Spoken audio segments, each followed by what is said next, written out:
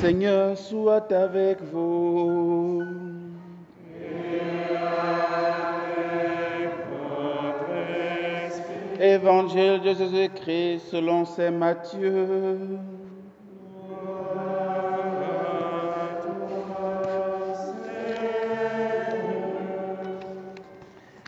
En ce temps-là, Jésus disait à ses apôtres, « Ne craignez pas les hommes. Rien n'est voilé qui ne sera dévoilé, rien n'est caché qui ne sera connu. Ce que je vous dis dans les ténèbres, dites-le en pleine lumière. Ce que je vous dis au creux de l'oreille, proclamez-le sur les toits. Ne craignez pas ceux qui tuent le corps sans pouvoir tuer l'âme. Craignez plutôt celui qui peut faire périr dans la géhenne l'âme aussi bien que le corps. 2 moineaux ne sont-ils pas vendus pour 1 sou? Or, pas un seul ne tombe à terre sans que votre Père le veuille. Quant à vous, même les cheveux de votre tête sont tous comptés. Soyez donc sans crainte. Vous valez bien plus qu'une multitude de moineaux. Quiconque se déclarera pour moi devant les hommes, moi aussi je me déclarerai pour lui devant mon Père qui est aux cieux. Mais celui qui me régnera devant les hommes, moi aussi je le régnerai devant mon Père qui est aux cieux. Acclamons la parole de Dieu.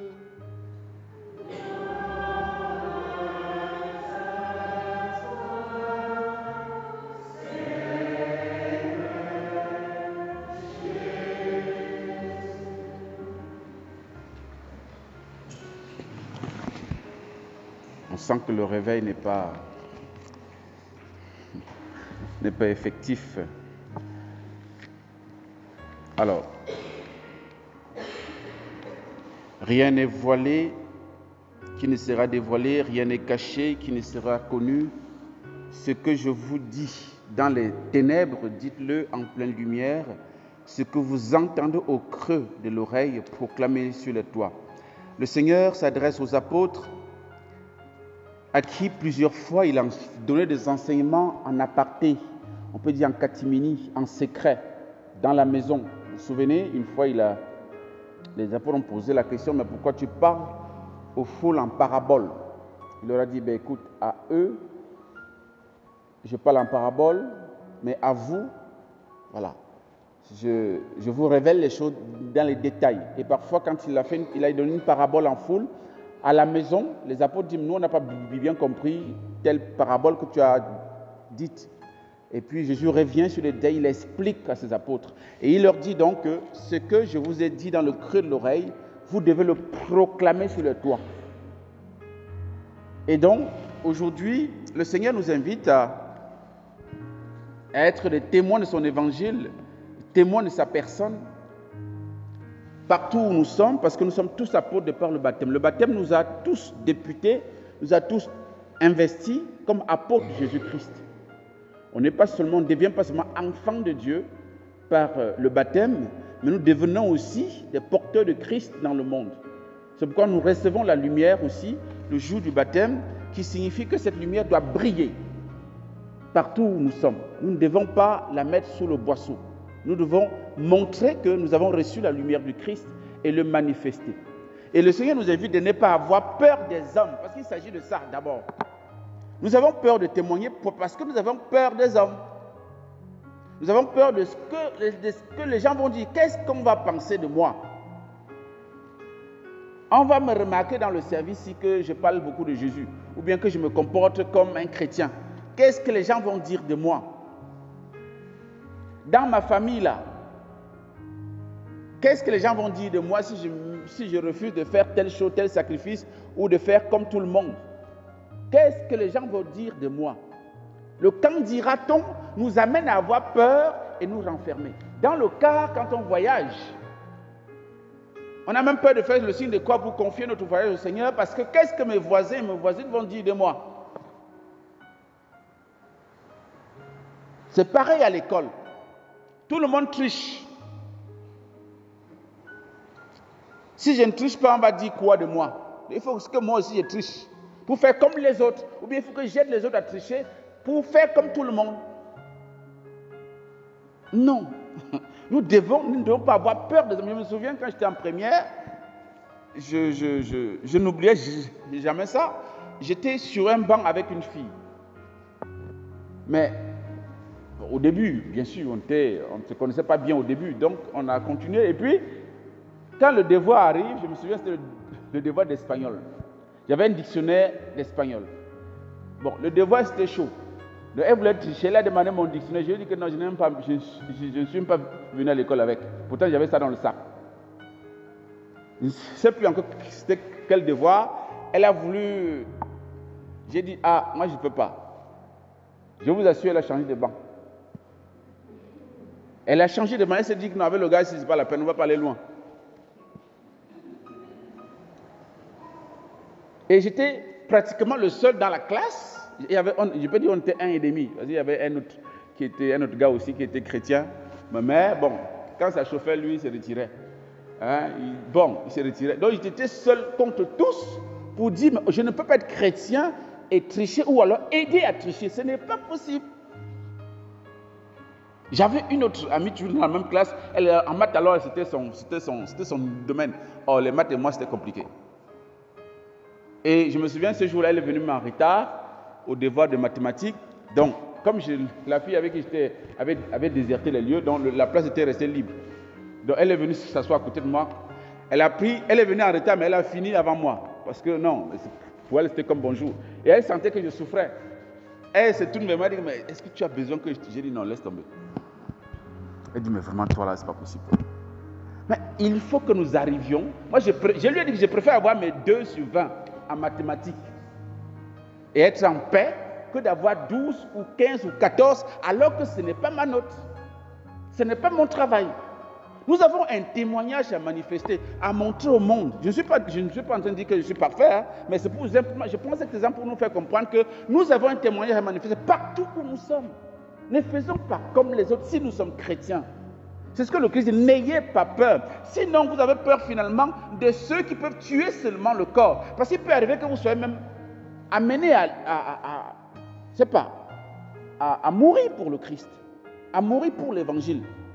Il faut être prêt. Parce que la personne va tout au plus tuer votre corps. Mais comment on veut vivre sur la terre? On veut caler sur la terre là. Notre corps là, on ne veut même pas la perdre. On ne veut pas le perdre. On va régner le Christ pour préserver notre corps. Et pourtant, ce n'est pas l'essentiel. L'essentiel, c'est notre âme. C'est pourquoi le Christ, ayez plutôt crainte de celui qui est capable de tuer et le corps et l'âme. C'est-à-dire lui. Mais la peur de Dieu, ce n'est pas la peur des hommes. C'est ce qu'on appelle le don de crainte. Vous savez qu'il y a 7 dons du Saint-Esprit, non? Voilà. Il y a le don de crainte. Le don de crainte, c'est une grâce du Saint-Esprit. C'est un don du Saint-Esprit qui nous permet d'avoir la crainte de blesser celui qu'on aime, qui s'appelle Dieu. Tout simplement. C'est la capacité pour nous de dire, voilà, Dieu m'aime tellement qu'il m'a donné son Fils qui est mort sur la croix pour moi, que je ne peux pas le blesser. C'est ça la crainte.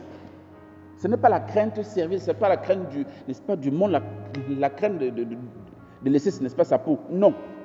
Et le Seigneur nous dit, nous avons en plus de la valeur à ses yeux. Il prend soin de nous. Il se porte garant de nous protéger. Les moineaux, dont les oiseaux, il dit, aucun ne tombe sans qu'il ne veuille.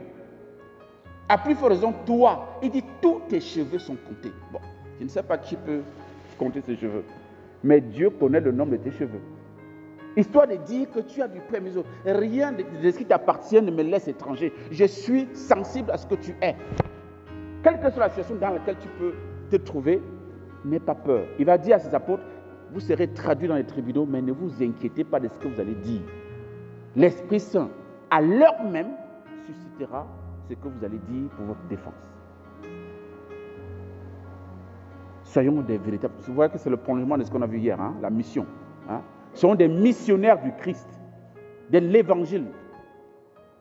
Quoi que cela va nous coûter, dans nos maisons, même avec notre conjoint, on ne sait pas. Parce qu'il y a des situations où le mari, même on ne sait pas, il ne croit même plus en Dieu, il t'empêche même d'être croyant. Témoigne auprès de lui que tu ne peux Entre lui et Dieu, il n'y a pas match. Ça peut être ton papa. Tu veux t'engager peut-être dans l'appel du Seigneur. Peut-être le Seigneur t'appelle, je n'en sais rien. Mais la famille n'est pas d'accord. Tu fais quoi? Tu restes à la maison pour plaire à tes parents parce qu'ils ont dit non? Ou bien tu dis, vaut mieux obéir à Dieu et désobéir aux hommes que d'obéir aux hommes et désobéir à Dieu. Nous devons être capables de transiger, en fait de dépasser les bornes qui se présentent à nous, les obstacles qui se présentent à nous pour témoigner de Christ. Quelles que soient les difficultés, quels que soient les obstacles, quelle que soit la croix que cela implique. Que le Seigneur nous aide pour que notre vie soit vraiment un vrai témoignage, à temps et à contre-temps. Je parlais hier d'unité de vie. Il ne s'agit pas d'être chrétien à l'église et quand on est au service, on est autre chose, on est comme tout le monde. On dit la nuit, tous les chats sont gris. Non. Donc, dans tous les milieux où nous sommes, nous devons nous souvenir que nous sommes chrétiens et le manifester. Grâce à nous, on peut même amener les autres à s'ouvrir. Je me souviens qu'à l'école, je finis par là, j'étais bien sûr le seul contre tous. Quand on se retrouvait en terminale, c'était pareil, évidemment. Mais j'étais à l'école comme tout le monde, mais il y avait des personnes qui venaient vers moi pour me soumettre leurs problèmes, mais des problèmes profonds.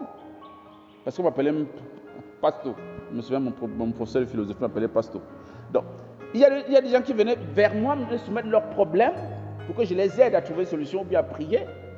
Alors que j'étais un camarade comme eux, je n'avais rien de spécial, mais parce qu'ils ont vu en moi certaines valeurs, une certaine authenticité, si je puis dire. Et ils ont dit, voilà quelqu'un sur qui on peut s'appuyer.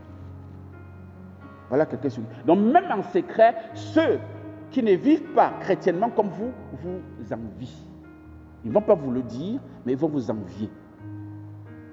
Et tôt ou tard, certains vous le diront que franchement à l'école, tu étais un témoin pour nous. Tu étais un exemple, n'est-ce pas, pour nous.